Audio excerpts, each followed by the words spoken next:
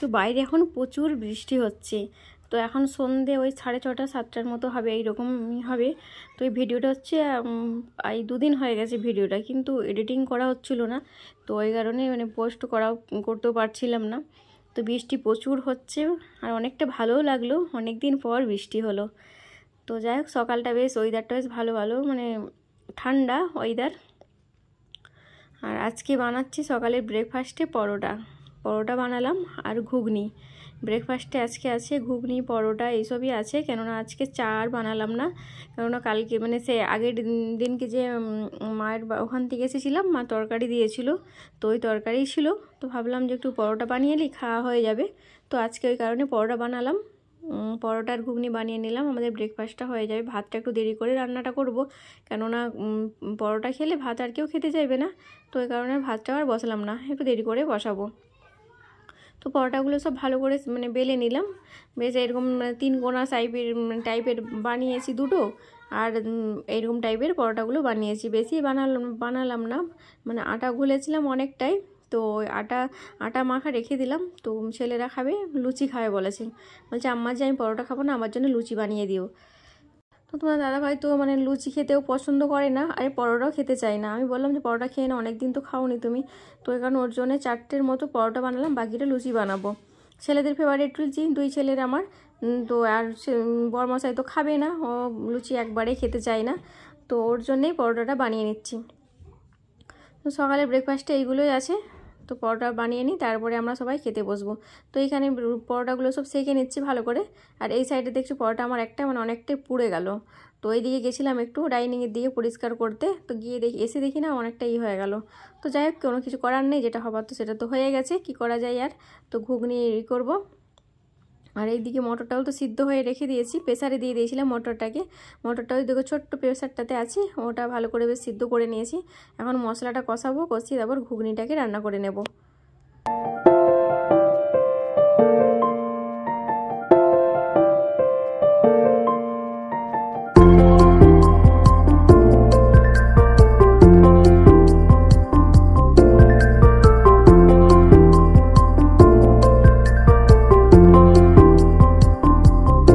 তরকারিটা তো মা দিয়েছিল, মা বলেছিল চালের আরে রুটি বানিয়ে দেবো, নিয়ে চলে যাবি বাড়িতে, রান্না করতে হবে না। কেননা ছেলের ওই অনুষ্ঠান থাকার কারণেই আর মানে রুটিটা বানাতে পারলো না মা, এত তাড়াতাড়ি কি আর বানানো যায়। দুপুরে ভাত না খেয়ে তো চলে এসেছি আমরা। আর আমার শ্বশুরমশাই অনেক মানে পছন্দ করতো, ফেভারিট আমার শ্বশুরমশাইয়ের চালের আটার রুটি আর হচ্ছে পায়ের তরকারি। এখন ভালো করে গরম করে নিলাম, আর রান্না করে দিয়েছিল, নিয়ে চলে এসেছিলাম। আর রাত্রে তো খাওয়া হলো না, রাত্রে অনেক কিছু রান্না দিয়েছিল, ওইগুলো দিয়ে ভাত খেয়েছিলাম। এটা রেখে দিয়েছিলাম, ভেবেছিলাম যে পরোটা বানাবো, সকালে পরোটা বানিয়ে খেয়ে নেব। ছেলেরাও খেতে বেশ ভালোবাসে, আমাকে ভালো লাগে না। তো যাই হোক, ছেলেরা খেয়ে নেবে, পরোটা বানিয়ে নিলাম।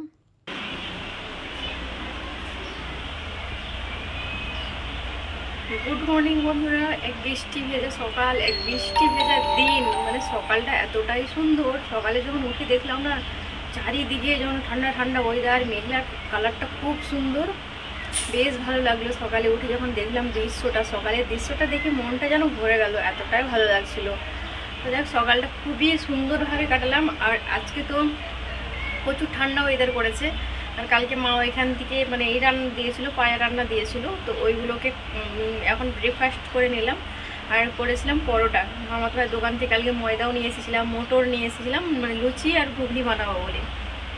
যখন মা দেখছি ওটা পায়ের রান্না দিল, তো ভাবলাম যে না, ঘরে একটু পরোটাই বানিয়ে নিই। তো সকালে পরোটা বানালাম ব্রেকফাস্টে, আর চা বানালাম। তো বড় ছেলে এখনও খায়নি, আমি তোমার দাদাভাই এত পছন্দ করে না, ও মানে না খাওয়ার মতো একটুই খেয়ে নিয়েছে ও। আর ছেলে খাচ্ছে ওখানে, ছোটো ছেলে। বড় ছেলে নেই, কোথায় গেল ও জানি না। তো এখন মানে এই তো ব্রেকফাস্ট সারা হলো, এখন আমরা লুচিটা বানাবো। তো লুচিটা এখন আর বানাবো না, কেননা এই তো খাওয়া হলে আর ভাত বসাবো। এখন লুচিটা ওই বিকেলের দিকে বানাবো। তো চলো ভাতটা বসিয়ে নিই। আর মটর আমার সিদ্ধ হয়ে গেছে, কেন কালকে রাত্রে ভিজিয়ে রেখেছিলাম মটরগুলোকে, খুব সুন্দরভাবে সিদ্ধ হয়ে গেছে মটরগুলো। তো ব্রেকফাস্ট সারলাম, সেরে আলুগুলো সব বানালাম, আলু আদা রসুন এগুলোকে সবকে বানিয়ে নিলাম। আলু আদা রসুন সব বানালাম, বাসন ছিল বাসনগুলো ধুলাম। তো এখন ভাতটা শুধু বসাবো। বাসনগুলোকে ধুয়ে নিলাম, কুকারটা। আর এখানে আদা রসুন আর হচ্ছে পেঁয়াজ ঝিরি ঝিরি করে বানিয়ে নিলাম, আর এটাতে পেস্ট করব আদা রসুনটা। আর এখানে একটু পরোটা বানিয়েছিলাম, পরোটা খেয়েছি, খেয়ে এগুলো বেশি হয়ে গেছে। তো দাদাভাই খেলো না, একটাই খেয়েছে, ও বলছে আমি খাবো না, আমার ভালো লাগছে না, তো খেলো না। ছেলেরা তো লুচি বানিয়ে দিলাম, লুচি খেয়েছে, আর ওইগুলো এখনও রয়ে গেছে। তো আর এটাতে আছে ওই যে তরকারি রান্না করেছিলাম, এটাতে তরকারি রাখা আছে, আর উপরটাতে আলু বানিয়েছিলাম ঘুগনি রান্না করার জন্য, আলু আছে, আর উপরেরটাতে আছে চা বানিয়েছিলাম, চা একটু আছে। তো ছেলেরা যদি আবারও খেতে চাই তো ওইগুলোকে গরম করে দিয়ে নেব, আর কোনো জায়গাতে মানে উঠিয়ে রাখলাম না, ওইটাতেই রেখে দিলাম। তো এখন ভাত বসাবো, ভাত বসাবার জন্য চাল নিয়ে নিয়েছি হাঁড়িতে, পরিষ্কার করে ধুয়ে নেব, আর ভাতটা বসিয়ে দেবো। কি রান্না হবে এখন জানি না, তো ভাতটা তো আগে বসিয়ে নিই। ওরা তো খেয়ে চলে গেল, তো দাদাভাই বললো তোমাকে যেটা ভালো লাগে ওটা রান্না করে নাও, মাংস রান্না করতে পারো, চিকেনও করতে পারো, আর সবজিও রান্না করতে পারো। তো দেখা যাক কী রান্না করি। সবজি তো রান্না আমাকে করতেই হবে, যাই রান্না করি না কেন, তোমার দাদাভাইয়ের জন্য একটা সবজি আমাকে করতেই হবে, মাস্ট, নাহলে ওর খাওয়া হবে না। তো যাই হোক, আর এদিকে ভাতটা বসিয়ে নিলাম, আর আলু টালুগুলো তো বানিয়ে নিয়েছি। তারপর আদা রসুনটাকে এখন পেস্ট করে নেব। তো কথায় যে আছে যে রাঁধে এসে চুলও বাঁধে, তো এখন চুল বেঁধে নিলাম, বেঁধে মানে লেগে গেলাম কাজে। আদা রসুনটাকে যে পরিষ্কার করে রেখেছিলাম ওটাকে এখন মিক্সিতে পেস্ট করে নেব, আদা রসুনের পেস্ট করে। তারপর ওইদিকে পেঁয়াজটা ভাজা হচ্ছে, আর মটরটা অলরেডি আমার সিদ্ধ হয়ে আছে। তো এটাকে আলুটাকে ভালো করে কষিয়ে নেব, তারও সব মশলা দেবো, আদা রসুন মানে ঘুগনি যেমন করে রান্না করা হয়, তো ওইগুলোই সব দেবো, দিয়ে মশলাটা কষিয়ে আলুগুলোকে দিয়ে নেব। তো আলুগুলোকে সিদ্ধ করে একটু কষা কষা হয়ে আসবে, তারপরে ওই মটরগুলোকে দিয়ে ভালো করে ঘুগনিটাকে রান্না করে নেব। তো এখন যেটা করার কাজ, সবথেকে আগের যেটা স্টেপ আছে ওটা হচ্ছে আদা রসুনটাকে পেস্ট করা। তো আদা রসুনটাকে এখানে করে নিচ্ছি মিক্সিতে। তো ঠিক আছে, সাথে থাকো, দেখতে থাকো ব্লগটি। তো এইদিকে তো আদা রসুনটা পেস্ট হচ্ছে, আর এইদিকে বসিয়ে দিয়েছি ভাত, এইদিকে ভাত হচ্ছে, আর এখানে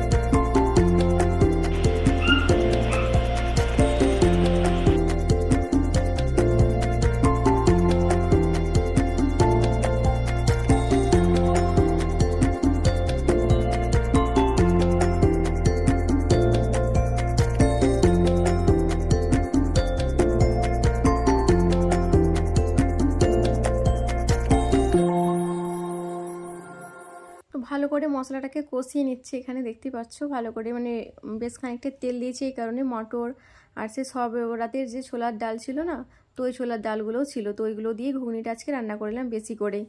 তো এখানে ভালো করে বেশ ঘুগনিটা কষিয়ে, ঘুগনি আমার পুরো কমপ্লিট, ছেলেকে এখন খেতে দিয়ে নেব। তো আজকের মতো ব্লগ এইখান পর্যন্তই বিদায় নিচ্ছি। খোদা হাফেজ, গুড নাইট।